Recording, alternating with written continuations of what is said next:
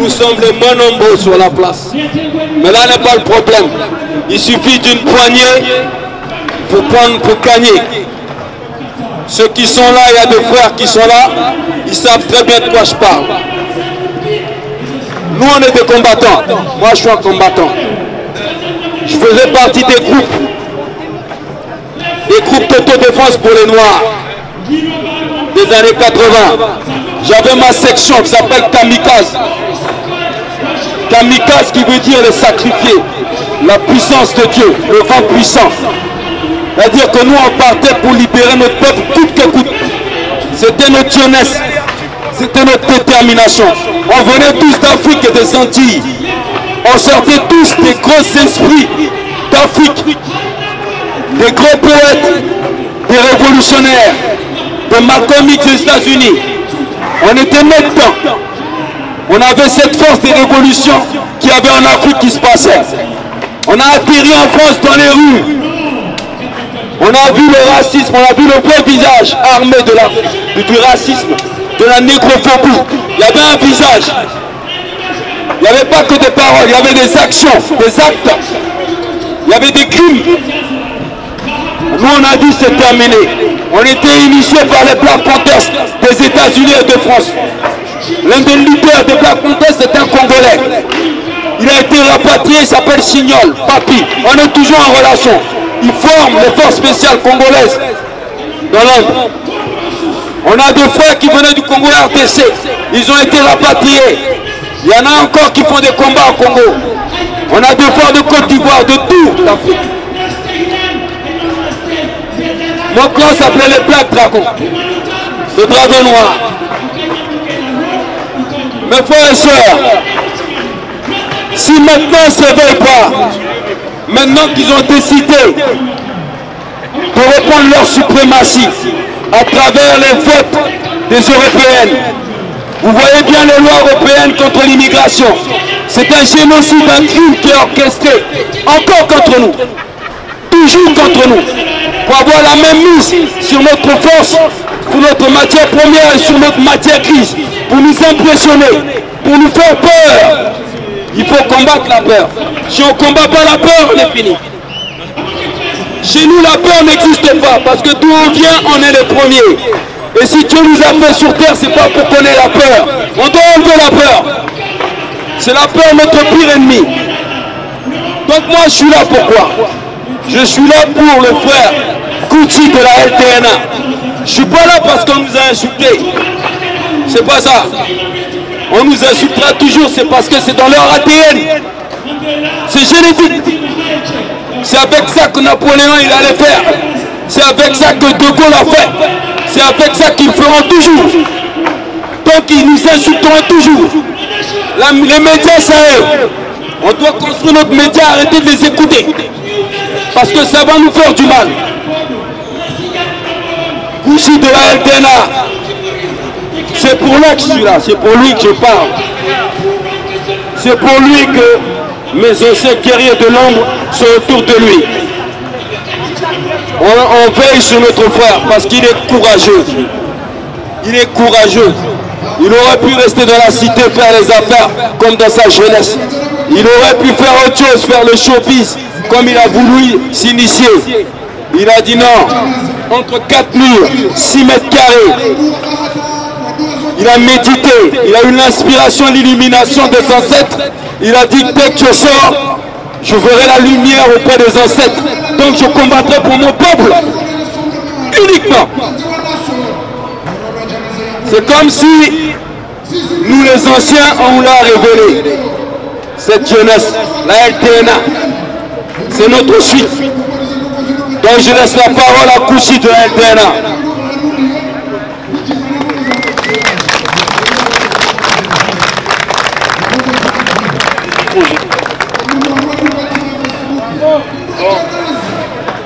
Salutations à tous. Comme vous voyez, on est là, c'est la LDNA. On est accompagné avec quelques anciens qui sont nos parents. Il y a Joe, il y a d'autres personnes qui sont là. Il y a les frères qui font la sécurité autour. Aujourd'hui, on a lancé la manifestation, c'est un rassemblement par rapport aux montées de l'extrême droite et du fascisme. Et je sais qu'il y a des Noirs qui nous diront, mais pourquoi on doit se retrouver là contre l'extrême droite et le fascisme? Et c'est là où on répond, parce que les premières victimes de l'idéologie fasciste et de l'extrême droite, ce ne sont pas les blancs aux yeux bleus, c'est nous les afros, partout ici en Europe, que ce soit en France, en Suisse, en Belgique, partout. Parce que c'est nous, c'est contre nous, parce que pour eux, l'immigration égale africain, égale à noir. Même s'il y a d'autres personnes qui font partie de l'immigration, mais pour eux, l'idéologie qu'ils développent, c'est surtout contre nous les Africains, nous les Afros. C'est pour ça qu'on les appelle les ethno-hérachistes, parce que pour eux, ils sont de l'ethnie de l'Europe, et que nous, on est de l'ethnie afro de l'Afrique, donc forcément, ils sont supérieurs à nous. Aujourd'hui, ces personnes ne se disent plus racistes. Parce que le mot race n'existe plus dans la Constitution. C'est quelque chose qui a été balayé, c'est désuet. Aujourd'hui, les personnes vous diront, je ne suis pas raciste, mon ami est sénégalais, mon ami est algérien. Effectivement, mais c'est un ethno-hiérarchiste. Donc si on s'est retrouvé là, vous avez pu voir aux élections européennes que, surtout aux Antilles, l'extrême droite est arrivée en tête. Et c'est pas normal. Et ça veut dire que l'idéologie fasciste monte en ce moment ici en France, et on voit que dans les quartiers, dans les banlieues, les nôtres ne se soucient pas ou ne sont pas conscients de ce qui se passe. Aujourd'hui, il y a une guerre idéologique. Les fachos, avant ils étaient dans la rue, nos anciens comme Joe Dalton, les Black Dragons, les ont combattus, les ont chassés. Ils sont tous partis maintenant rentrer dans l'institution, c'est-à-dire il y en a qui sont dans la police, il y en a qui sont rentrés en politique. On peut le voir, le mec de l'extrême droite de Marine Le Pen, Bardala, un des personnes derrière, c'est un ancien néo-nazi. Aujourd'hui, ces personnes s'organisent tous en politique et économiquement parlant. Mais nous, notre communauté, on est toujours dans le divertissement. On ne voit pas ce qui se passe. Les gens ont la honte d'assumer qu'ils sont communautaires quand on leur parle du communautarisme. Et aujourd'hui, on va essayer de parler de ça, de vous expliquer que la loi française n'interdit pas aux gens d'être communautaires. Le communautarisme n'est pas punissable ici en France. Tout le monde est communautaire. Il y a même le communautarisme invisible, le communautarisme blanc, qu'on ne voit pas. Et c'est aussi du communautarisme. Et en deuxième partie, si nous sommes là aussi, c'est par rapport aux propos de Christine Angot, qui hiérarchise, qui essaye de placer l'horreur. Il n'y a pas de comparaison. L'horreur, c'est l'horreur. Crime contre l'humanité, c'est crime contre l'humanité. Mais si elle arrive à tenir ce genre de propos sur les médias, c'est parce que les médias, l'oligarchie médiatique font un travail et donnent la confiance à ces personnes. Et moi je le répète, ces personnes, nous on les appelle les juifs de la Shoah. Il y a une différence entre les juifs de la Shoah et les juifs de la Torah. Les juifs de la Shoah ne jurent que par les De Gaulle, les Voltaire, les Rousseau, ces personnes qui n'ont rien à voir. Et c'est souvent c'est des personnes qui travaillent pour l'extrême droite. Quand vous regardez, vous les voyez, les Zemmour, Elisabeth Lévy, les Finkielkraut, eux tous c'est la même chose. Donc à un moment, si on ne s'organise pas ici en France, je peux vous dire que nos parents, nos enfants vont commencer à se faire agresser dans les rues. Et ça, c'est déjà le cas. Mais sauf qu'on ne le voit pas. Donc aujourd'hui, on va essayer tous ensemble de parler de ça, de vous expliquer qu'il est temps qu'on s'organise pour les élections à venir. On doit constituer des listes. Nous, ça fait 2 ans maintenant qu'on essaye, on le dit à la communauté, de constituer des listes pour aller aux élections. On ne peut pas continuer à voter pour la gauche, la droite. On est des Afros, on est des Africains. Notre idéologie, elle doit être africaine. On ne peut pas être de gauche, on ne peut pas être de droite, et encore moins de l'extrême droite. Parce que, en tant que panafricain, en tant qu'activiste, en tant que militant, le fascisme n'est pas l'allié du panafricanisme. Et c'est pour ça que nous, la LDNA, notre idéologie, on le dit, chaque personne qui se dit panafricain et qui serre la main à des fascistes, à l'extrême droite, on ne peut pas le considérer comme un des nôtres. On ne peut pas manger dans la même assiette avec des personnes qui incitent ou qui tuent nos semblables, tout en disant qu'on lutte pour nos semblables.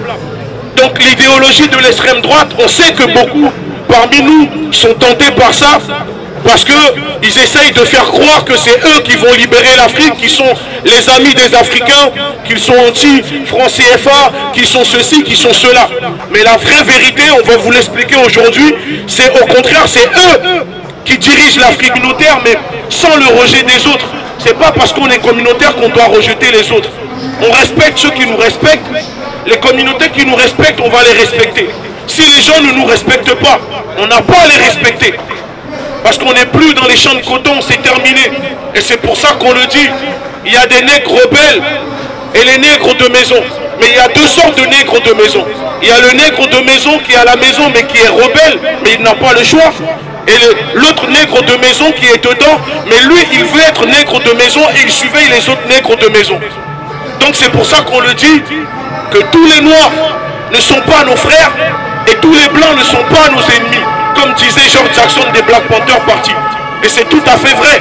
Parce que si on considère cela, ça veut dire que chaque président dictateur, parce qu'il est noir, c'est notre frère. Non, c'est pas normal. Et on doit sortir de ça. Donc je vais relaisser la parole à l'ancien Joe Dalton pour vous expliquer ce qu'ils ont fait. Parce que nous, on tient à faire le pont entre la LDNA et les Black Dragons, parce qu'il y a beaucoup ici qui ne connaissent pas forcément l'histoire des Black Dragons. Et donc si aujourd'hui on est là, on se promène dans Paris, vous allez à la Défense, c'est parce que les anciens comme les Joe Dalton, les Black Dragons ont fait un travail, ont fait un nettoyage. Mais aujourd'hui la nouvelle génération ne sont pas au courant. Et donc c'est à nous de redire, de parler de notre histoire. Et c'est pour ça que je vais redonner la parole à Joe. Merci beaucoup. Ok. C'est parce que vous pouvez aller au KFC, vous pouvez aller à Châtelet, vous pouvez voir Mbappé marquer des buts dans l'équipe de France, vous pouvez vous vaquer dans vos occupations et profiter de certains privilèges, vous pouvez porter des chaussures de marque. C'est peut-être parce que vous n'êtes pas levé un matin, vous dites comment je vais arriver au marché. Comment ma maman va rentrer du travail après le ménage.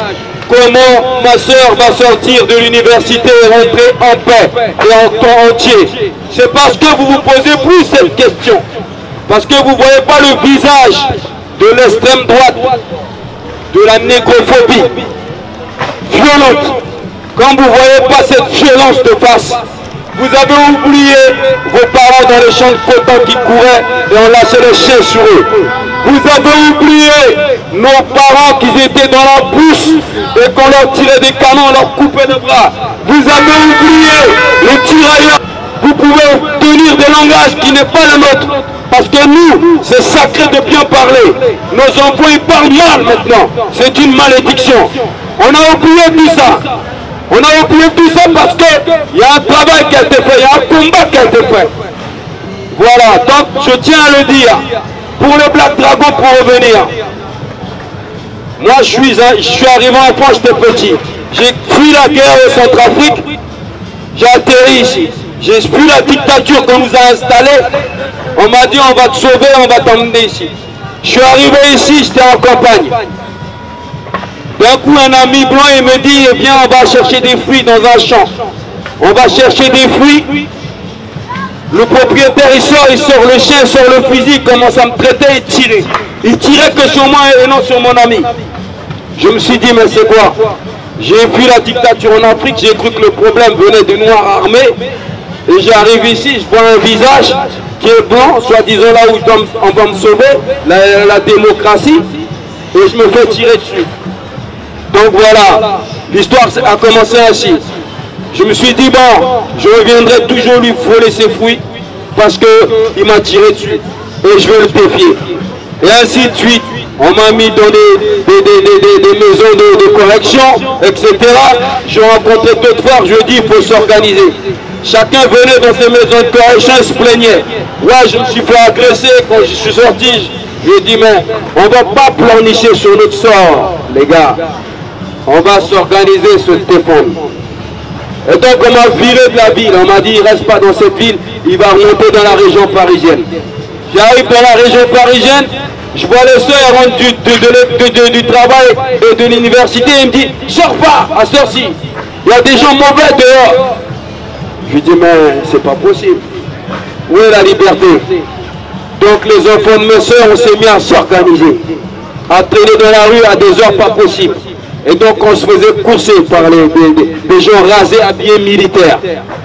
Des fois, il y en a qui se faisaient attraper, on les revoyait plus. Et ainsi de suite, ainsi de suite. Et là, un jour, il y a des anciens qui ont appris qu'il y a des jeunes qui se baladent et qui lancent des cailloux sur des skinheads. Vous ne savez pas ce que ça veut dire, skinhead. Et les anciens, ils nous ont retrouvés dans les squares. C'était le seul endroit où on pouvait s'amuser et les squares fermaient à des heures très précises. Et ils nous ont dit, les anciens, c'est vous les jeunes? J'ai dit, ouais, c'est nous. Il dit, bon, on va vous initier. C'est dur la nuit parisienne et la rue. Comme vous aimez vous battre, eh ben on va vous apprendre. Ces anciens-là, ils nous ont pris, ils ont dit, suivez-nous. On marchait à République, Gare du Nord, un peu partout. Ils voyaient des cafés comme vous voyez les cafés aujourd'hui. Ils disaient, tu vois le café là? Je vais rentrer dedans et vous allez suivre ce qui va se passer. L'ancien, il est rentré avec son sac à dos. Dans son sac à dos, il y avait des haches. Il est rentré et d'un coup, on a vu la violence.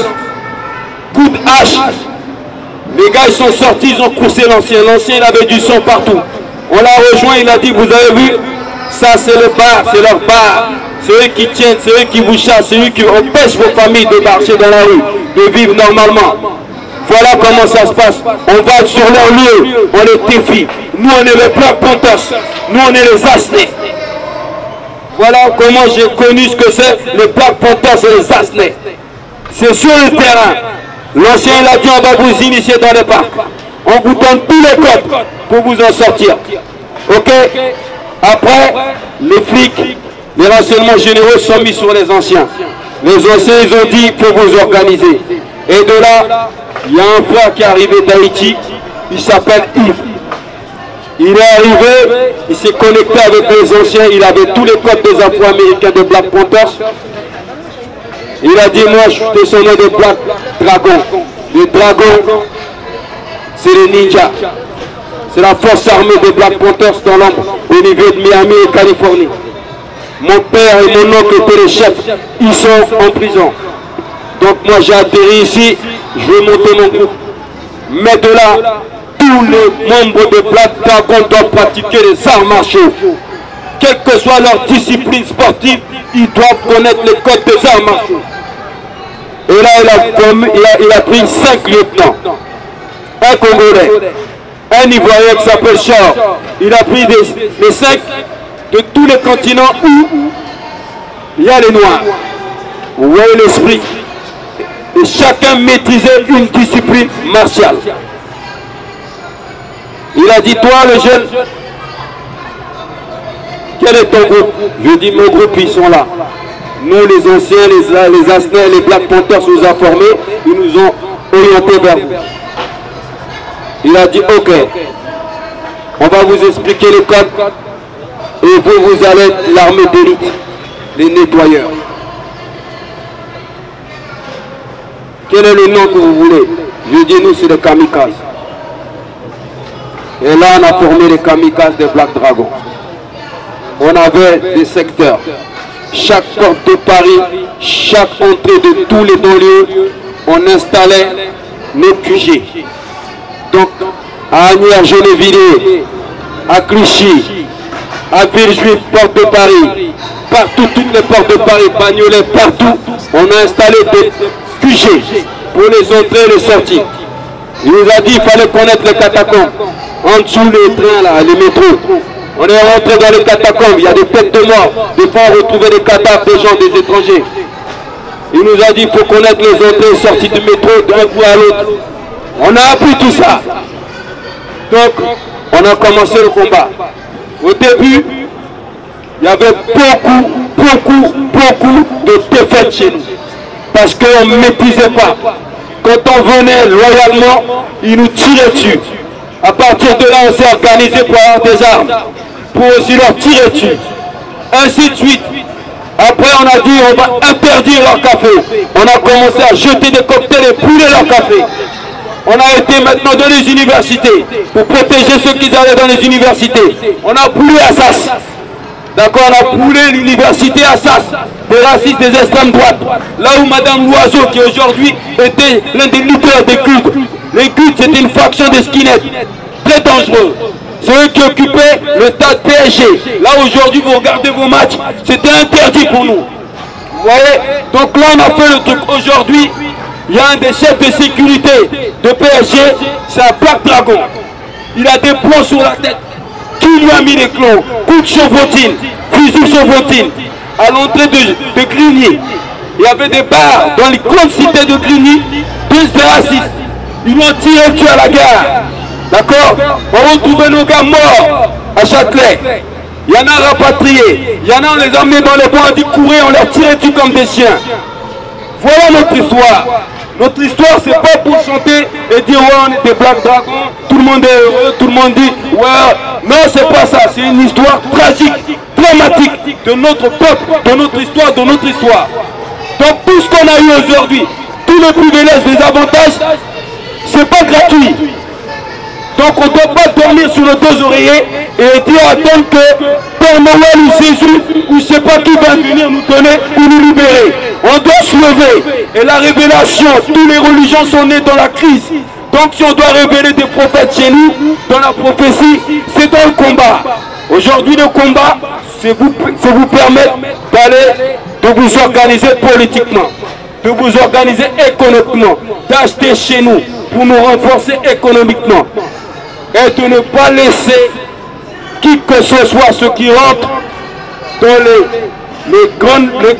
dans la politique ou dans le showbiz, ils ne peuvent pas fermer les yeux, fermer l'oreille, fermer la bouche quand une personne extrême droite de l'ADN se met à nous injurer. Aujourd'hui, notre problème, ce n'est pas dans la rue. Personne ne va venir insulter un petit des quartiers et lui dire sale nègre. Ils vont dire demain, ils vont mettre des images comme quoi c'est le petit, c'est lui qui est venu, qui a attaqué l'autre. Parce que le petit va être violent.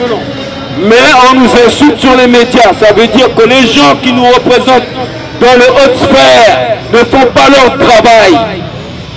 C'est des lâches. C'est des lâches, ils parlent à notre nom peut-être dans haut niveau, mais ils ne font pas leur boulot. Alors c'est Kouchi de la LDNA qui fait le travail. On ne peut pas l'inviter, il a été invité à l'ONU. Un des frères que tout le monde fait l'éloge. Un des frères que tout le monde fait l'éloge. Qui dit que c'est lui l'évêque qui va sauver le peuple. Il a téléphoné à l'organisation de l'ONU, il a dit qu'il ne faut pas inviter la LDNA. Ils sont incontrôlables. Comme nous dans la rue, nos parents qui étaient dans la politique, qui étaient défendus, ils disaient faut pas, ces enfants-là, faut pas les laisser, il faut les rapatrier en Afrique ou aux Antilles. Ils sont venus en France pour faire la guerre, le combat, c'est des délinquants. On nous traitait de délinquants. Aujourd'hui, à la fin de leur jour, il y en a un qui était médecin, qui a fait la politique, il m'a dit mon petit, viens t'asseoir, j'ai fini ma vie, je suis malade, je tiens à te demander pardon. Je n'avais pas compris ce que vous faisiez dans la rue. Je t'ai mis à la porte, je t'ai viré de chez moi, j'étais ton tuteur. Je t'ai empêché. Tu allais à l'école, tu te dormais dehors. Je n'avais pas compris. Aujourd'hui, tes neveux, c'est toi qui les protèges. C'est à ton nom qu'ils se baladent tranquillement. Je tiens à demander pardon. Donc ne négligez pas les petits des quartiers. Parlez-leur.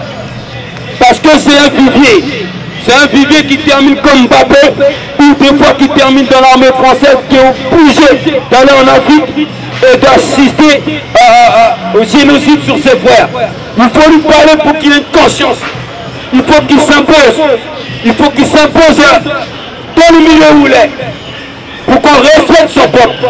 Voilà pourquoi je respecte la DNA. Je ne le juge pas. Mes sentiments par rapport à ces maladresses, ça ne regarde que moi. Je le dis, c'est lui le chef. Aujourd'hui, c'est un chef, je le reconnais. Parce que j'étais un chef. Et parce que je suis un chef de famille. Ok? Donc vous les Noirs, arrêtez de baisser les yeux. Nous, on n'a pas besoin d'être des milliards pour être debout. On est né debout. On est né comme un arbre ancestral qui ne bouge pas. C'est nous l'oxygène du monde. C'est nous la matière première. N'oubliez jamais, c'est de nous et non le diamant. C'est notre sang. L'or noir, le pétrole. Voilà.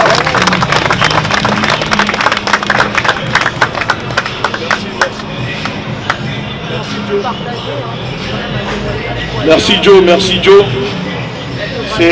Ça me fait plaisir à chaque fois. Tu le sais très bien, que ce soit moi ou la LDNA.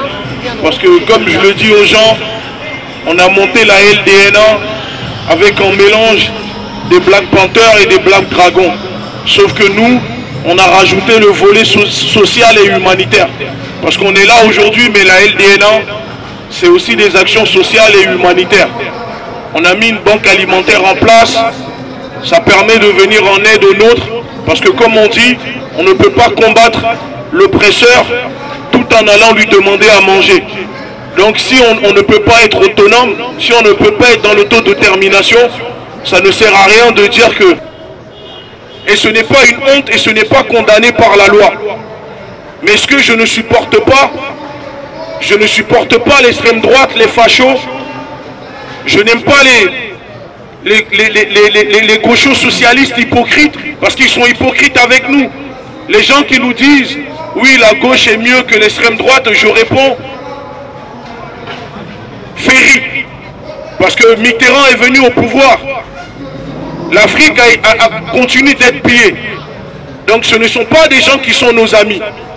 Aujourd'hui, si les gens nous prennent pour des enfants, s'ils nous considèrent ou peuvent se permettre d'aller sur les plateaux télé et tenir des propos, insulter la mémoire de nos ancêtres, de nos martyrs, cracher sur des millions d'afro-descendants d'Africains à travers le monde, c'est parce que nous-mêmes on se considère, on se comporte comme des enfants. Et c'est pour ça que ces personnes se mettent au-dessus de nous comme des tuteurs. Et le jour où on arrêtera de se comporter comme des enfants et qu'on commence à s'organiser, ici en France, par exemple, parce que nous sommes en France et voire en Europe, parce que l'esclavage a été fait entre l'Amérique, l'Afrique et l'Europe. C'est les Européens qui sont venus. C'était triangulaire. On estime qu'il faut refaire la même chose. Il faut remettre une connexion entre les Afro-Américains, les Afro-Européens et le continent africain. Sauf que quand on regarde bien, en Amérique, les Afro-descendants se battent là-bas. Ils luttent pour obtenir leurs droits. Il y a les Malcolm X, les Fred Hampton, les Martin Luther King. On prend l'Afrique, il y a eu les Thomas Sankara, Nkrumah, il y a plein de personnes. Mais dès qu'on arrive en Europe, il n'y a personne. Il n'y a aucun Afro qui rentre dans l'histoire, qui a pris la lutte. Il n'y a personne. Pourtant, le noir est partout. Le noir habite partout sur cette planète. Et donc, c'est pour ça qu'on le dit. C'est pas parce que nous sommes noirs, nous sommes afro, nous sommes africains, qu'on est obligé de vivre seulement en Afrique. Les autres ont le droit de vivre partout. Ils vont partout. Ils viennent chez nous. Ils vivent comme ils ont envie de vivre. Ils sont entre eux, ils mangent entre eux, ils ne se mélangent à personne. On ne dit rien, on ne les calcule pas. On ne dit rien, on ne les calcule pas. Mais dès que le noir, l'Africain, veut sortir de son pays, on lui dit hop hop hop stop, il te faut un visa, il te faut ça, t'es un migrant, t'es un immigré. Mais la première migration, les premiers immigrés, ce ne sont pas les Africains, ce sont les Européens qui sont venus en Afrique. Parce que ça fait plus de 2000 ans que l'Europe occupe l'Afrique.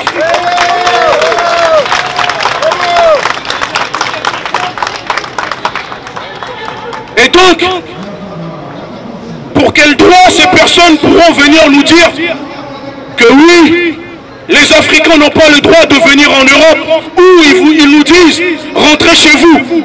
Mais rentrez où chez moi? Ici, je suis chez moi ici. Parce que le sang de mes ancêtres ont coulé pour ce pays. Que que ce soit pour la guerre, que ce soit pour l'esclavage. Ici, c'est aussi chez moi que le continent africain. Parce qu'il ne fallait pas venir chercher nos ancêtres pour les mettre dans des plantations de canne à sucre, pour construire l'Arc de Triomphe, Versailles, pour faire la grandeur de la France. Il ne fallait pas venir chercher nos ancêtres pour la guerre, pour reconstruire la France. Et aujourd'hui, quand c'est terminé, vous allez venir dire à ces enfants, rentrez chez vous. Non, le gâteau, on va tous le partager.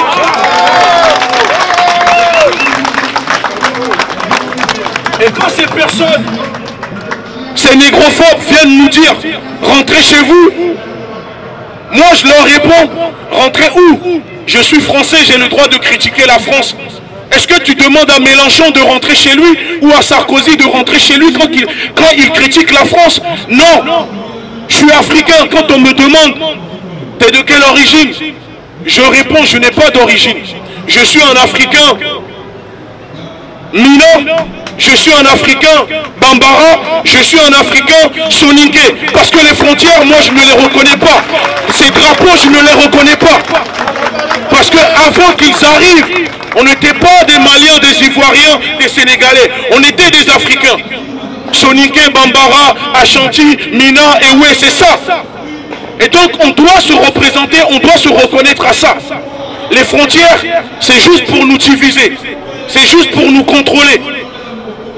Il y a jusqu'à 1945, il n'y avait pas autant de pays en Afrique. Chaque jour, chaque année, il y a une création.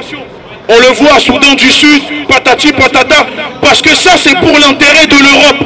Et donc nous, on est ici, et je le dis, je le redis à l'extrême droite, nous la LDN on le dit, les Noirs sont aussi chez eux ici qu'en Afrique. Et s'ils ne sont pas d'accord, s'ils ne sont pas contents pour ça, s'ils veulent appliquer le chacun chez soi, on répond, en Amérique, ils ne sont pas chez eux. En Australie, ils ne sont pas chez eux. Au Canada, ils ne sont pas chez eux. Aux Antilles, ils ne sont pas chez eux. Dans ce cas, vous revenez tous en Europe et tous les Afros retourneront en Afrique.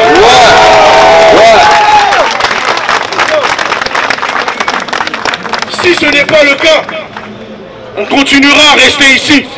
Et on va s'organiser ici, politiquement, économiquement. On va se renforcer comme les autres communautés. Parce que si eux, ils ont le droit de le faire, nous aussi on peut le faire. Et on doit prendre l'exemple sur les communautés qui réussissent. Moi je préfère voir mes frères, quand je dis mes frères, c'est-à-dire mes frères de lutte, mes sœurs de lutte, je préfère les voir militer pour leur communauté, pour leurs semblables, mourir pour leur communauté, que voir ces jeunes, ces Africains, ces Afros mourir dans les cités pour des bétons, pour des bâtiments qui ne sont pas à nous. Parce que le maire de ta ville n'est pas prêt à mourir pour toi. Pourquoi toi tu vas mourir pour ta ville? C'est clair. Aujourd'hui, beaucoup passent leur temps dans les cités à s'entretuer entre nous. On s'entretue entre nous les Noirs parce qu'il y a cette violence qui est facile. Quand c'est pour aller tuer l'autre noir, c'est plus facile. Mais quand on dit aux gens, venez on sort dans la rue, regardez ceux qui nous font du mal, allons les faire face, il n'y a plus personne. Mais quand tu leur dis la même chose et que c'est en noir, ils sont chauds. Parce que c'est comme ça, l'esclavage, la colonisation a modifié nos ADN.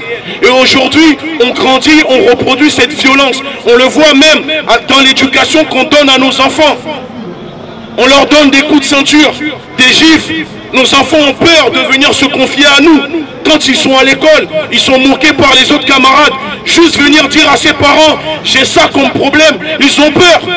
Parce qu'on transmet la violence et ça continue. Et c'est pour ça qu'on le dit, on ne doit pas avoir la honte de dire que pour notre communauté, quand il y a eu l'esclavage et la colonisation, quand ils se sont retirés en formant des négriers noirs pour les mettre à leur place, pour continuer à contrôler ces anciens pays, ils auraient dû mettre des cellules psychologiques en place.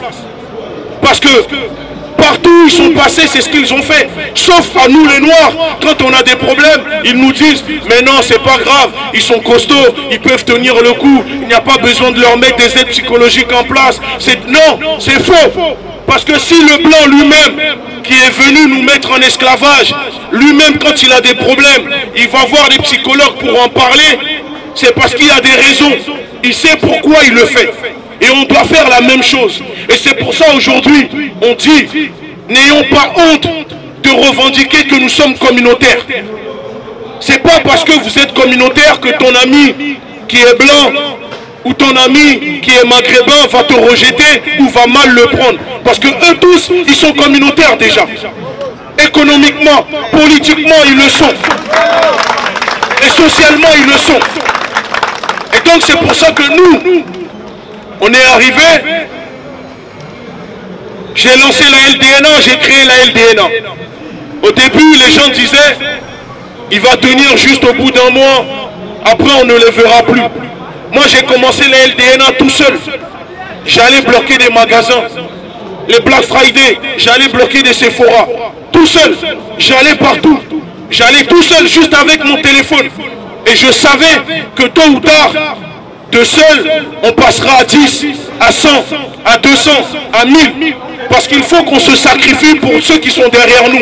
Et une personne à chaque fois doit se sacrifier pour protéger les autres. Et aujourd'hui, moi, j'accepte. S'il faut que j'aille en prison, s'il faut que je meure pour défendre mes convictions, protéger ma communauté, mes semblables, ceux qui se sentent représentés par l'idéologie de la LDNA. Parce qu'on sait qu'il y a des Noirs que ça dérange. Parce que pour eux, le fait qu'on soit là, ils vont devoir se justifier auprès de leurs collègues blancs ou maghrébins pour dire que non, moi je ne suis pas comme eux, moi je ne suis pas comme ça. Non, n'ayons pas honte. On doit être communautaire et fier de l'être. Et dorénavant, je vous le dis,